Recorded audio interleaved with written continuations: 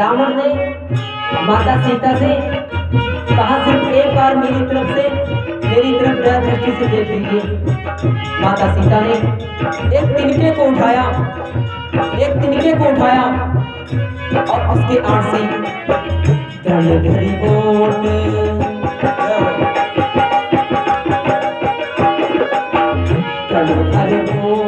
कहती मैं तेरी सुनरी अवध पति परम स्नेही धरी ओट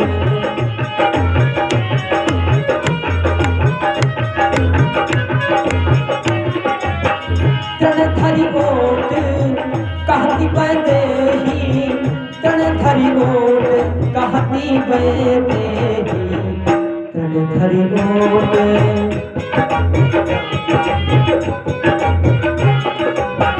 धरी ओट कहती मैं तेरी सुमिरी अवध पति परम स्नेही।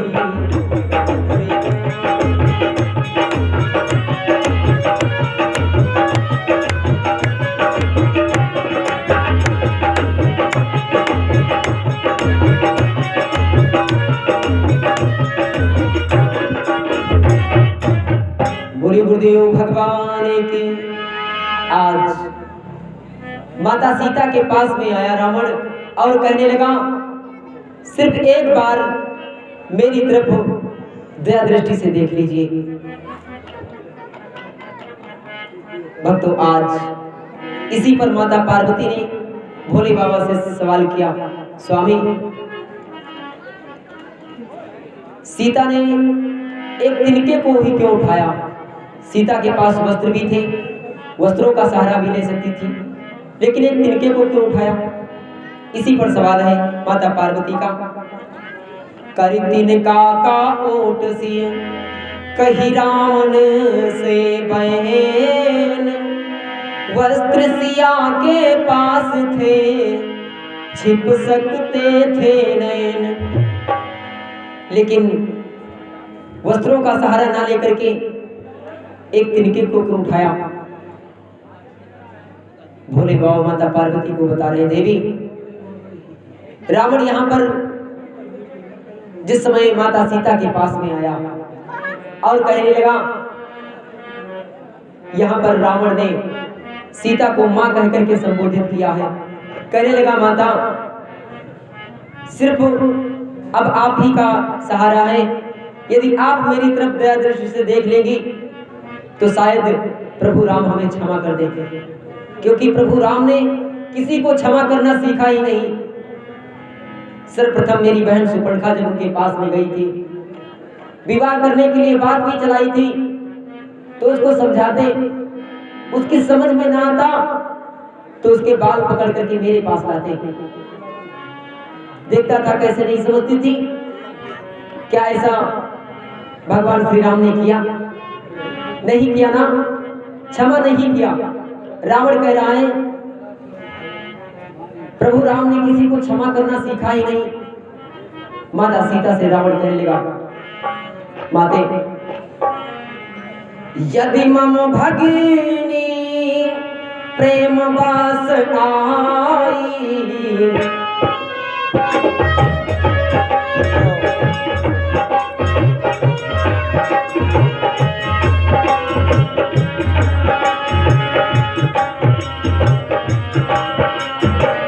यदि माम भागिनी प्रेम वास आई, ब्याह कराने की बात चलाई। यदि माम भागिनी प्रेम वास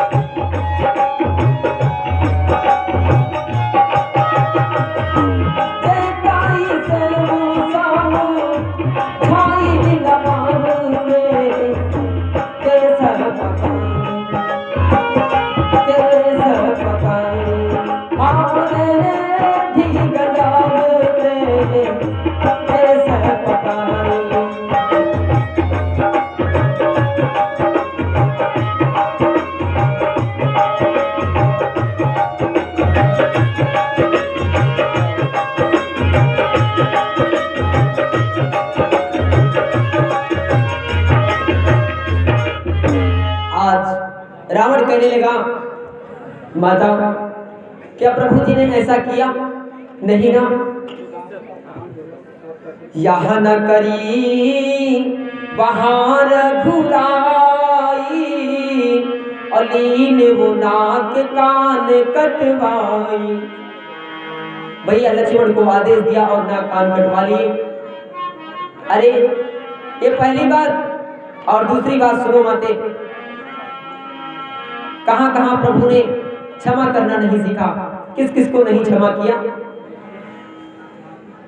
घर दूषण तीसरा संधारा,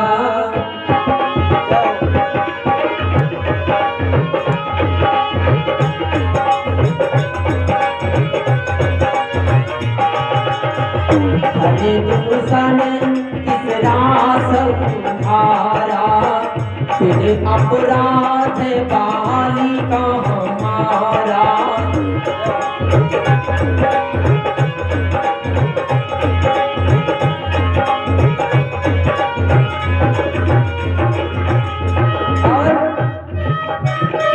और किसको नहीं क्षमा किया प्रभु ने?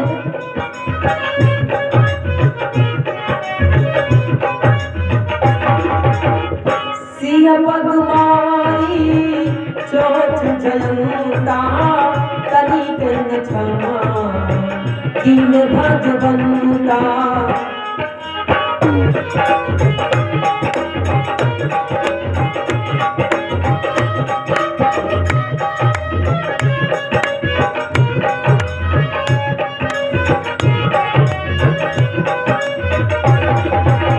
अरे माता, जयंत ने एक छोटी सी गलती की। माता सीता के पैर में, आप ही के पैर में चोंच का प्रहार किया था और तीनों लोकों में वो भ्रमण किया, लेकिन बच नहीं पाया। तो छोटा सा अपराध किया था और मैंने कितना बड़ा सा अपराध किया है। रावण कह रहा है माते, हम तुमका सदेह बलिदाए, प्रभु का विषम वियोग कराए।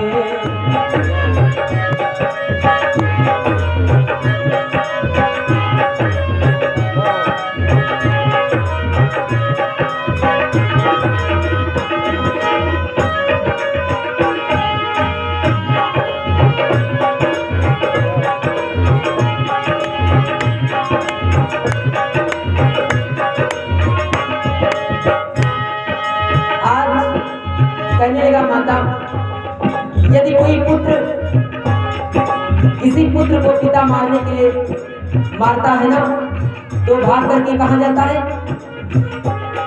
माता के पास भाग कर जाता है ना। इसलिए रावण कह रहा है माता,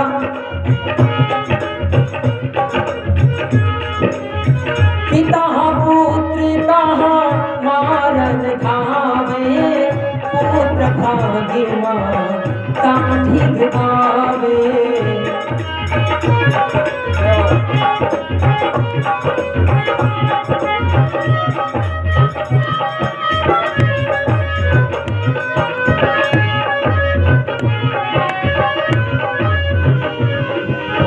इसलिए माते, इसलिए मैं कह रहा हूँ माते, कभी तो दया दास मैं तोरा, एक बार बिलो के ममोरा।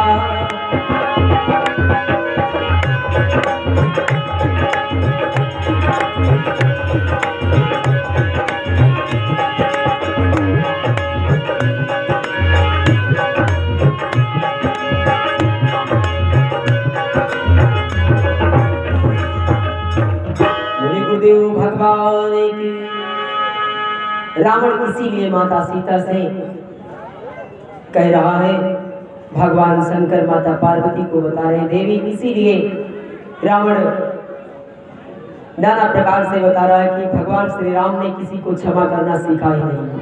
खैर, तुम्हारा प्रश्न ये है कि माता सीता ने तिनके को क्यों उठाया? माता सीता के पास वस्त्र भी थे, उनका सहारा ले सकती थी, लेकिन एक तिनके को क्यों उठाया? इस विषय के लिए आइए ध्यान दें ये तिनका कौन है और माता सीता कौन है। क्योंकि जब भी स्त्री पर कोई विपत्तियां आती है ना, तो या तो मैके की याद करती है या तो ससुराल की। भोले बाबा कहने लगे, देवी नारी पर जब पड़त है काहू धर्म की चोट, मैके या ससुराल की लेते रहत वह ओट। और सुनो देवी, जिस समय रावण माता सीता को हरण करने के लिए आया पंचवटी में, तो यहाँ पर ना तो कोई जनकपुर का है और ना ही अयोध्या का है। इसलिए भोले बाबा माता पार्वती को बता रहे, देवी हिरण संग रघुवीर सिधारे,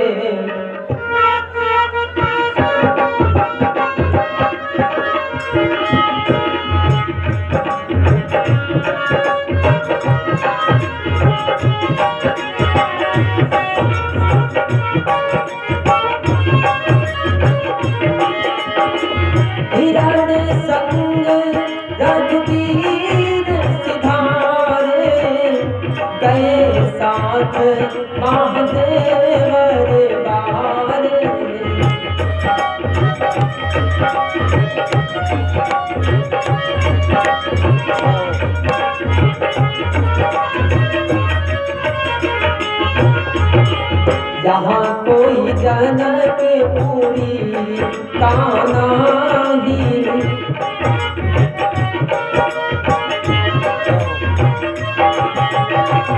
यहाँ कोई जनक पूरी काना ही, जही की आस करहु मन माही।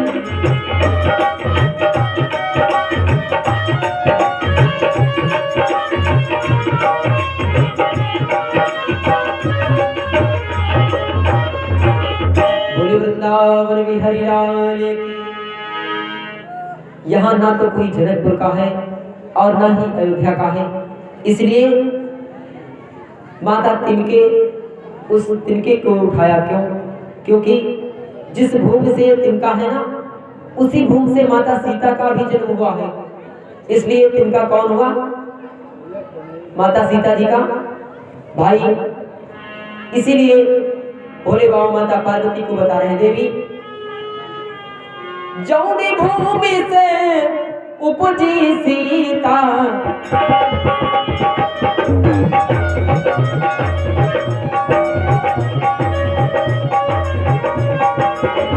जौनी भूमि से उपजी सीता, तेरी से प्रण यहाँ आए हो पुनीता, तेरी से प्रण यहाँ आए हो पुनीता।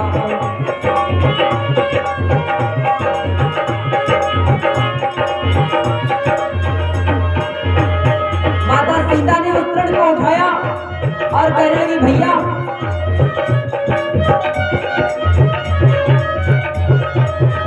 तुम भी जाओ बीच माई,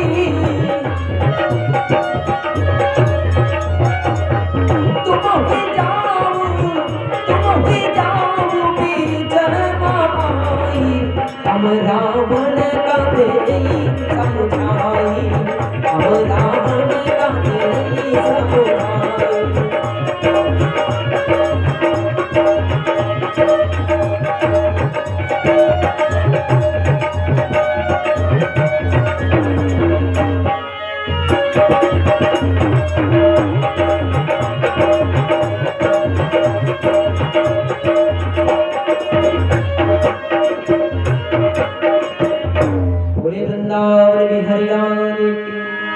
आज माता सीता ने इसीलिए उस तृण को उठाया और कहने लगी, भैया जरा तुम बीच में आ जाओ, मैं इस दुष्ट रावण को समझाती हूँ।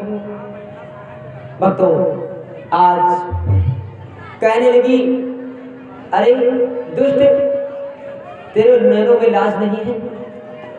तू मुझे जानता नहीं? मैं वही सिया हूँ और ये वही तृण है। कौन सा? मैं बहसिया वो है तृण यही, सुमेरी अवधपति परम स्नेही। माता सीता ने भोले बाबा माता पार्वती को कथा सुना रहे हैं ना, तो जब भोले बाबा कहने लगे कि माता सीता ने कहा मैं बहसिया वो है तृण यही, सुमेरी अवधपति परम स्नेही, तो माता पार्वती ने पुनः प्रश्न किया, कहने लगी स्वामी मेरी बात समझ में ये नहीं आई, मैं वह सिया हूँ है तृण यही, सुमेरी अवधपति परम स्नेही, ये कौन सी सिया कौन तृण की बात हो रही है? स्वामी मुझे विस्तृत कथा सुनाइए। भोले बाबा कहने लगे देवी सुनो, माता सीता पूर्व जन्म में कौन थी और ये तिनके का क्या संबंध है, आज बताने लगे। सुनो देवी, माता पार्वती ने पूछा कौन सिया वह कौन तृण, जो कर कहे वो उठाए, क्या दूजी है बात प्रभु, सो सब कहाँ वो बुझाए। तो भोले बाबा बताने लगे देवी सत्यकेत नाम के एक ब्राह्मण, एक ऋषि जंगल में तपस्या कर रहे हैं, जिनका नाम सत्यकेतु है, और अपनी पत्नी के साथ, उनकी पत्नी का नाम किरणवती है, जो इस समय वो गर्भित अवस्था में है। भक्तों भोले बाबा माता पार्वती को बता रहे देवी सत्यकेतु एक मुनि अभिरामा, सो कानन तप करती ललामा।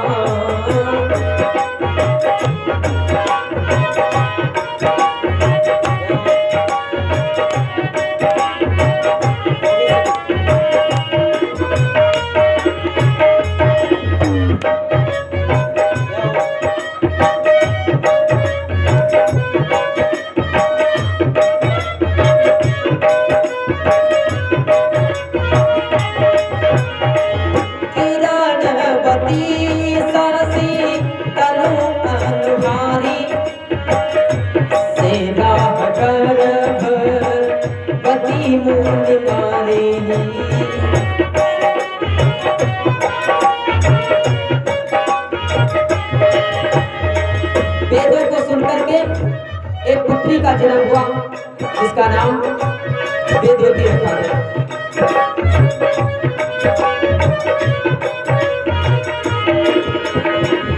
वेद सुना तो भई सुताहान रामा, वेद सुना तो भई सुताहान रामा, वेदवती वो सोई नामा।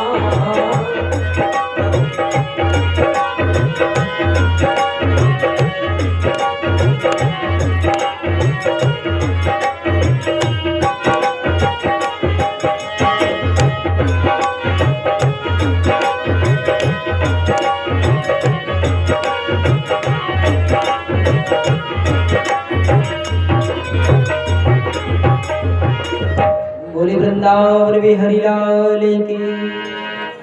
आज वेदों को सुनकर के एक पुत्री का जन्म हुआ, जिसका नाम वेदवती रखा गया। दिन पे दिन वो पुत्री सयानी होने लगी,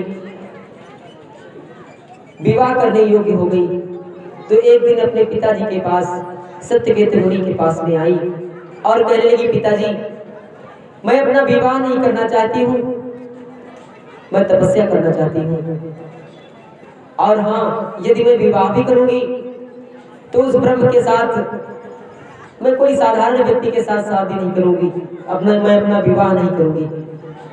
भक्तों आज जिस समय अपने पिताजी के पास में आई और कहने लगी हम आपन विवाह नहीं करी हो, तन तपाई नर को नहीं बरी हो, या मम ब्याह ब्रह्म के संगा, अदैन सकहु निज नर को अंगा।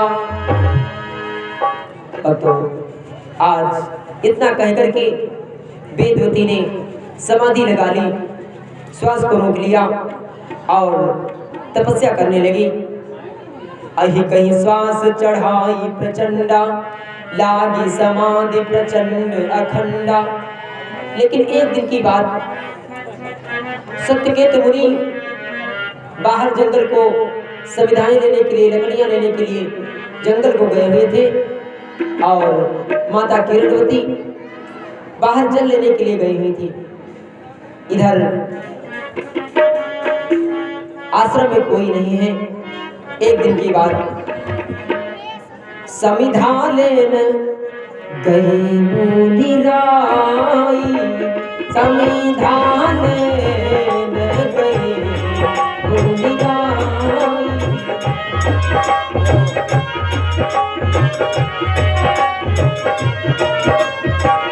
समिधा लेने गए मुनि राई, समिधा लेने गए मुनि राई। बारी लेने बारी लेने कबनी साधमाई, बारी लेने कबनी साधमाई।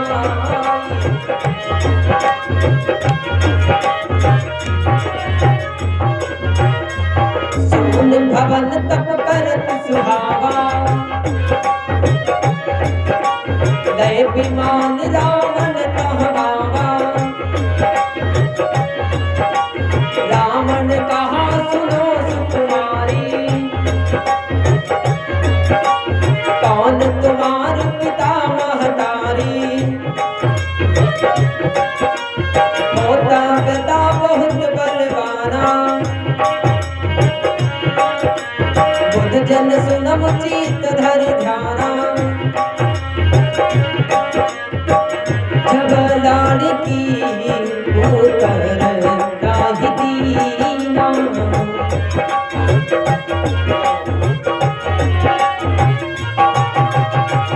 जब लाड़की उतर राही दीना, जब लाड़की उतर राही दीना। बाण तुरंत भुजा राही लीना, रावण तुरंत भुजा राही लीना।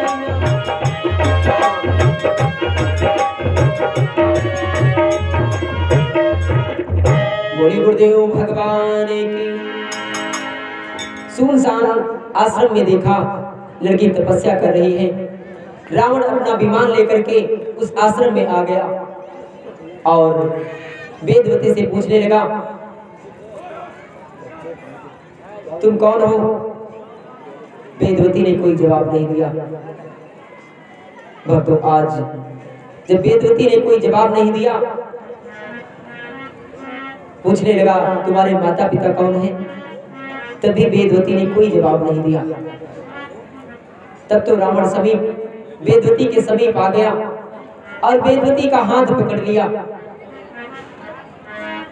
जब रावण ने वेदवती का हाथ पकड़ा तो वेदवती ने शोर मचाया, कन्या देखो भेष करारा, तब चिन्हार उठी तत्काला। नबदली पसो गए वो शिकारा, नबदली पसो गए वो शिकारा। कानन परी सुता चितकारा।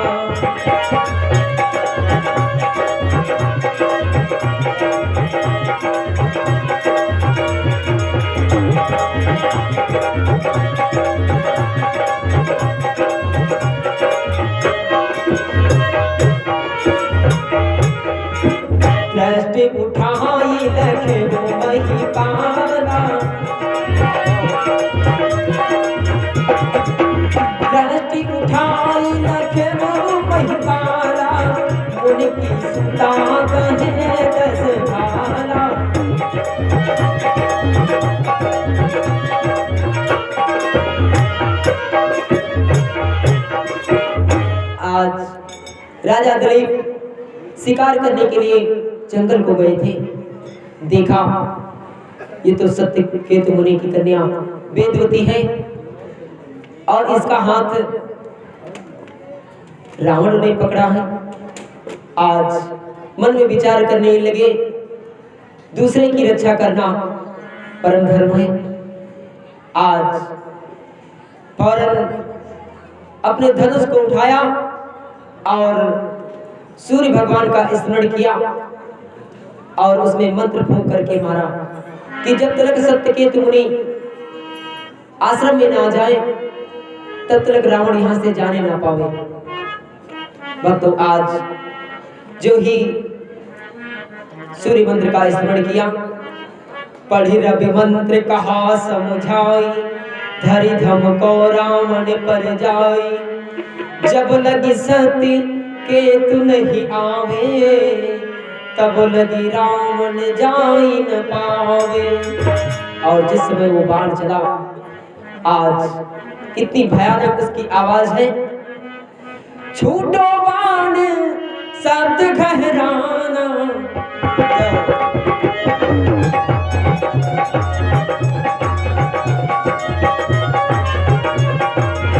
छूटो बाण शब्द घहराना, रावण सुनते चमधाना, रावण सुनते चमधाना।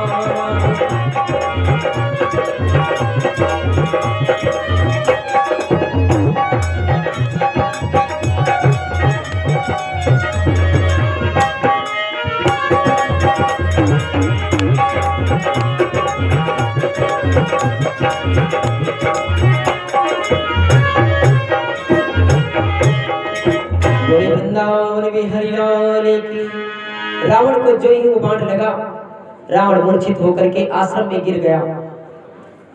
कुछ समय पश्चात सत्यकेतु मुनि आश्रम पर आए, देखा रावण मूर्छित पड़ा हुआ है और उस बाण में इतनी ताकत थी कि जब तक सत्यकेतु मुनि ना आए तब तक ही मूर्छित रहेगा। और सत्यकेतु मुनि जो ही आए, वो मूर्छा से जगा और अपने रथ को संभालने लगा और लंका की तरफ फौरन भाग निकला।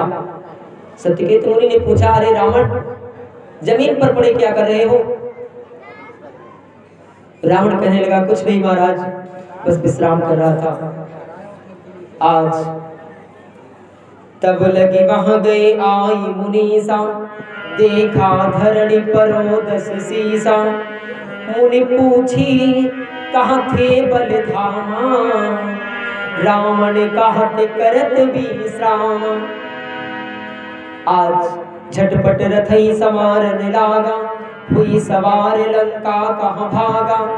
रावण तो लंका को चला गया और इधर वेदवती जंगल में रो रही है। आज बतो रावण गयो लंक के माही,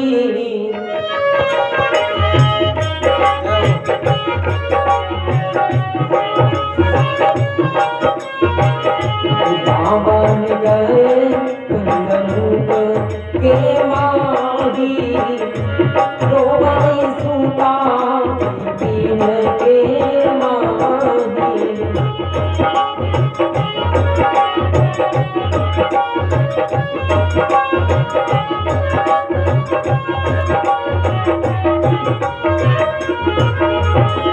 मुनि ने कही कही कारण रोई,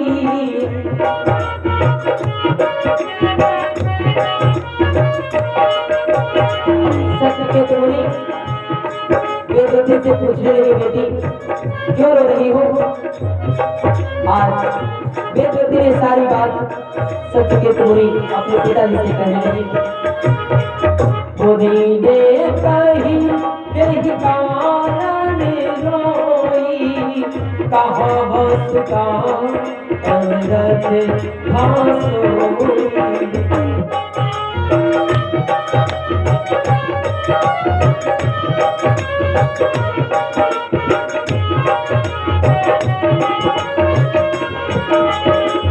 ममकार तू चल कहेव पार जो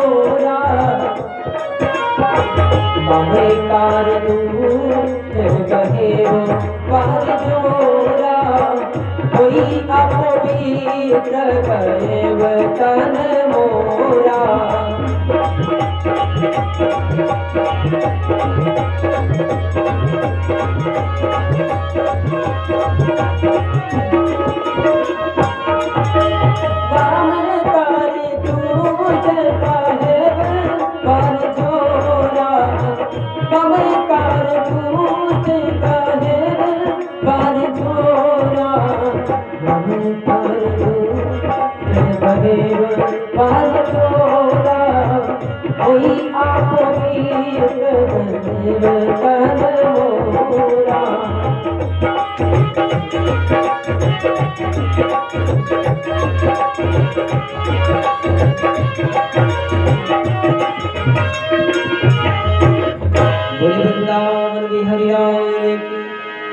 वेदवती कहने लगी पिताजी उस दुष्ट ने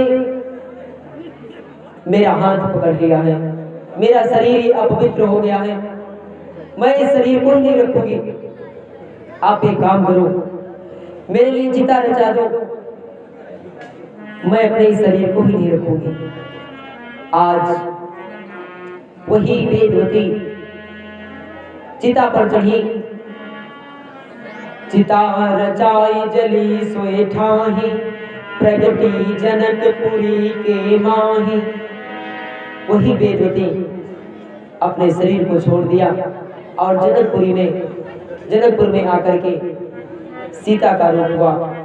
वही सीता है। इसीलिए माता सीता ने रावण से कहा कि मैं वही सीता हूं और ये वही तृण है। तृण कौन? जिस तृण को एक तिनके को ही उठाया था, राजा दिलीप ने अपने धनुष पर एक तिनके को ही उठाया था और ये वही तिनका है। माता सीता रावण से कह रही है मैं वह सिया, वो है तृण यही, सुमिरि अवधपति परम स्नेही। यही हमारी चौपाई थी। मैं वह सिया, वो है तृण यही।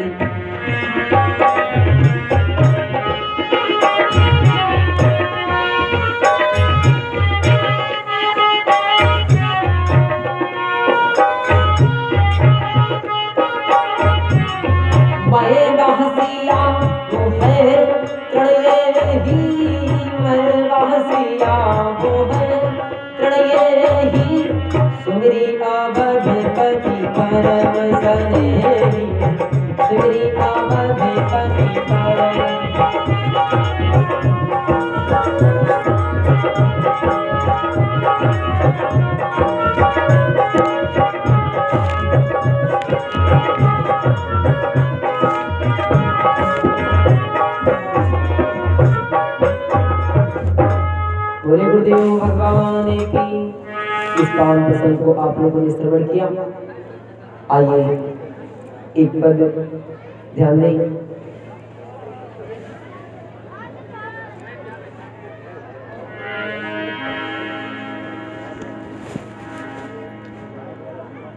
राधे तेरे चरणों की, श्यामा तेरे चरणों की, पद धूल